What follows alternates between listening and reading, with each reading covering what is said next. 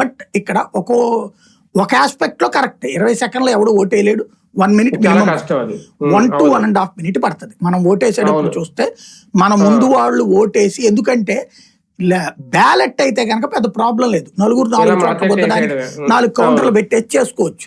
ఈవీఎంకి వచ్చేటప్పటికి ఇక్కడ మనం ఈ ఇంక్ వేయించుకున్నాక మనం అటు వెళ్తుండగా ఈయన బటన్ నొక్కాలి. మనం అక్కడికి వెళ్ళిన తర్వాత ఆ బటన్ ఆన్ లో, అది కూడా ఇది స్పీడోడ్ అయితే మనం వెళ్తూ ఉండగానే బటన్ నొక్కుతాడు. నిదానస్తుడు అయితే గనక మనం అక్కడికి వెళ్ళాక అక్కడ నుంచున్నాక బటన్ నొక్కుతాడు.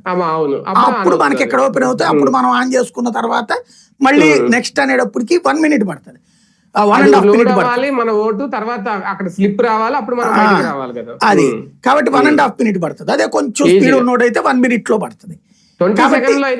అవ్వదు. ఆ ఆస్పెక్ట్ లో డౌటే లేదు. నేను అన్నది ఈ సగటు కౌంట్ చెప్తున్నారు వీళ్ళు, ఒక ఆస్పెక్ట్. రెండవది అతను చెప్పే దాంట్లో ఇంకోటి పాజిబిలిటీ ఉంది, యాక్సెప్టబిలిటీ ఉంది.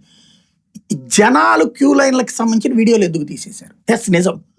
2019 అప్పుడైతే గనక క్యూ లైన్లలో అర్ధరాత్రి పుట్ల నుంచి ఉన్న వీడియోలు అందరం చూసాం లైవ్ లో. 2019లో అప్పుడు అర్రజన్ మీడియా ఏం ప్రొజెక్ట్ చేసిందంటే, చంద్రబాబు గారు 10,000 రూపాయలు ఇచ్చారు కాబట్టి ఎగబడి ఓట్లు వేస్తున్నారని రాత్రి తెల్లవారులు బ్రేకింగ్ లేసారు వాళ్ళు. ఎందుకని? వాళ్ళు దాన్ని